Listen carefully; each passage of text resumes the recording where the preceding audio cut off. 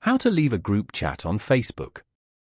To get started, go ahead and open up the Facebook application on your phone. You are now in the Facebook homepage where you can view pages and friends' posts. On this page, go to the top right corner and tap on the Messenger icon. You will then be taken to the Facebook Messenger app. Here, you can view all your chats with friends. Now, open any group chat from here. Then, tap on the chat name at the top. Over here, you can view the group information.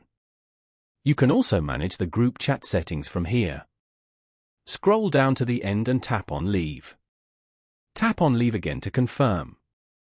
You have successfully left this group chat.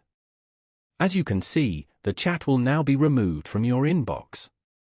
Following these steps, you can easily leave a group chat on Facebook. Thank you for watching. Please leave a like if this tutorial helped you, or leave a comment below if you have any questions related to the video.